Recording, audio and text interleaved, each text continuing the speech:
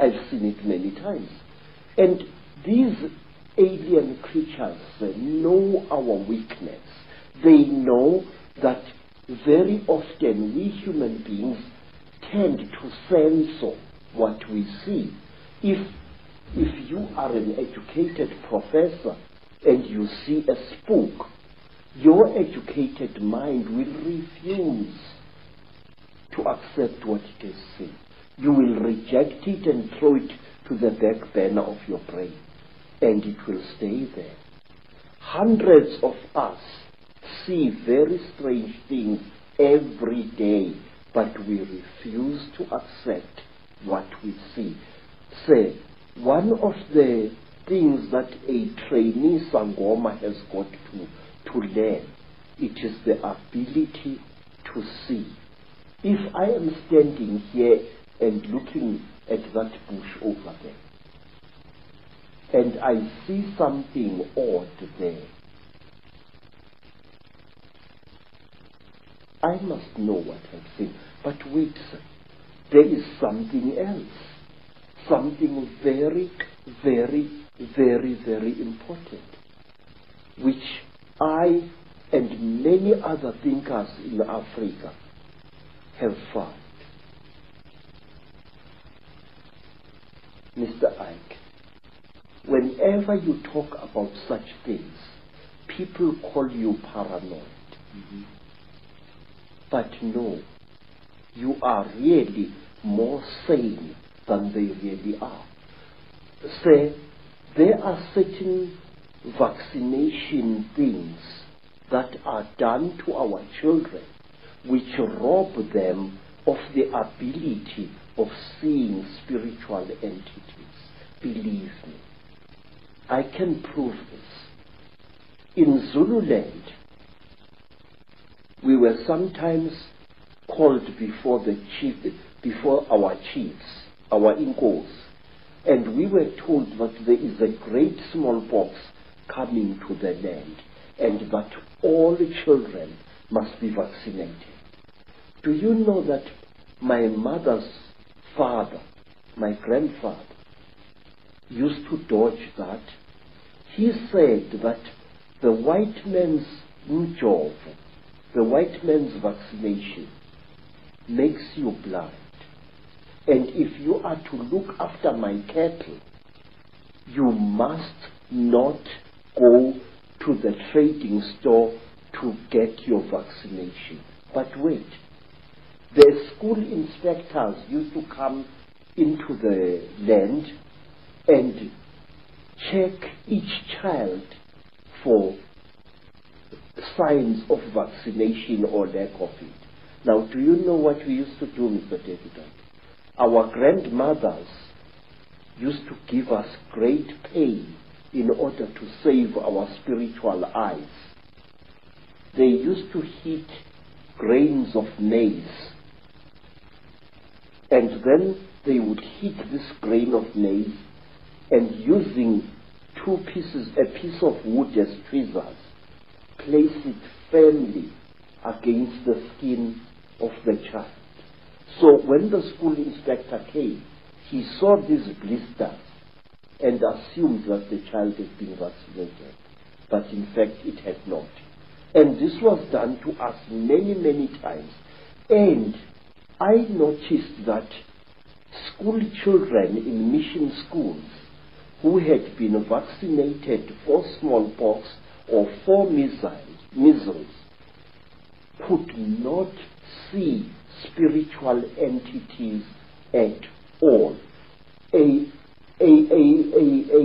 ndondo, that is a flying saucer, a spuputek, would fly through the sky at great speed and be seen by many men and women.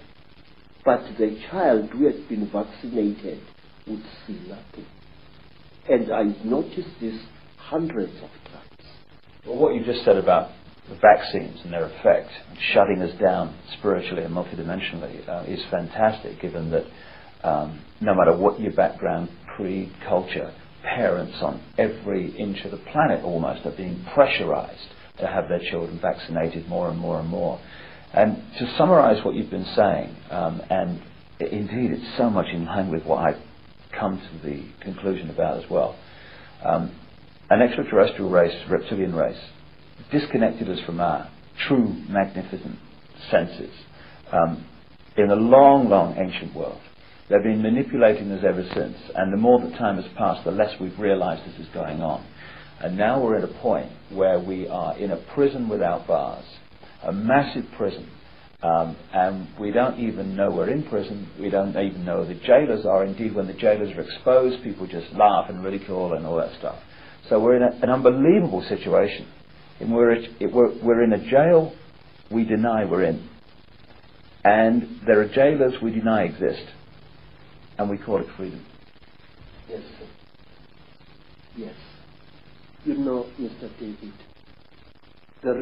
one of the reasons why I've joined forces with you is because I have serious reason to believe, and I will repeat these words until somebody shuts my mouth in death.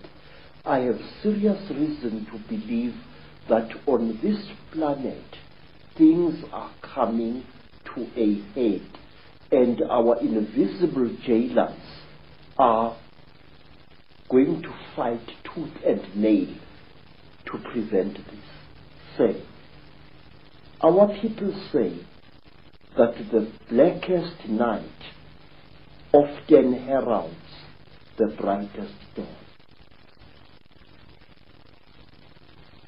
The human being, captive as he is, slave as it is trying to fight back, sir.